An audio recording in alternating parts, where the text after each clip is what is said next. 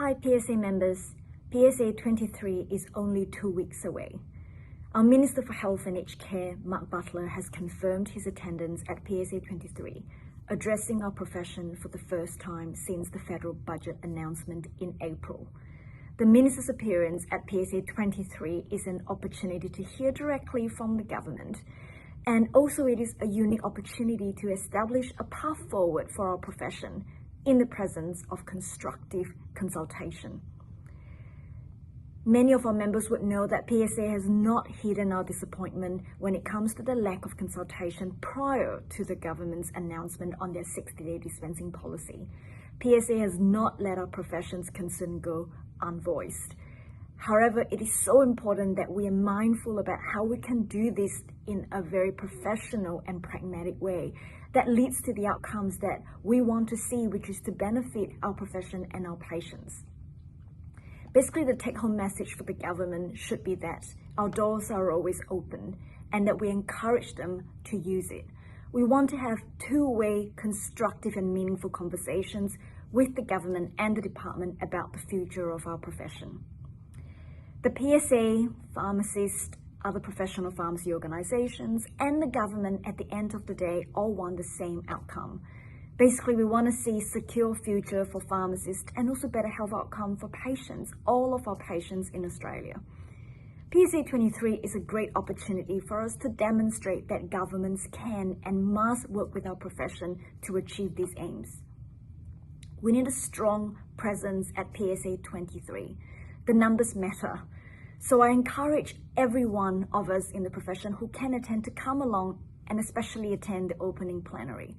Together, we can show the Minister that we're willing to work collaboratively with the government and that conversations with us, in addition to being essential, will also be very productive. We're continuing our meetings with the federal government, opposition and crossbench to put forward recommendations on a way forward about how meaningful reinvestment can be undertaken to maintain the viability of the community pharmacy network. The way forward must, as I've mentioned many times in the past, acknowledge two things. Number one, the real impact that the policy in its current form on our profession, our patients and the health system. And secondly, we need to ensure that the meaningful reinvestment takes into account the essential role that community pharmacies and pharmacists play in our primary healthcare system.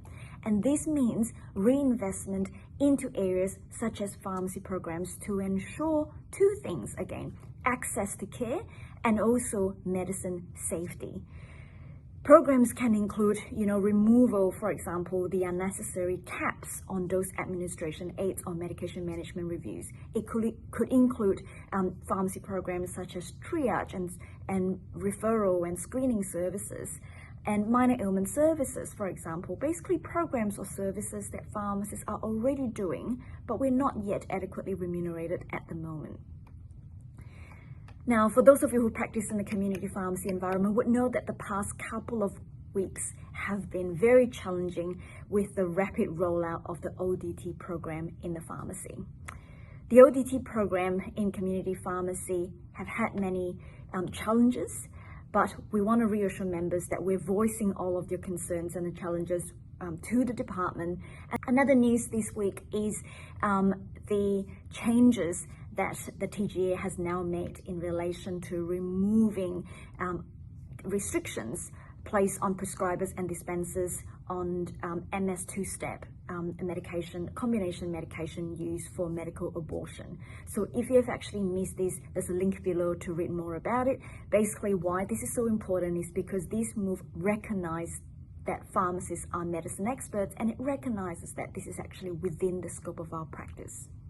So I look forward to seeing you all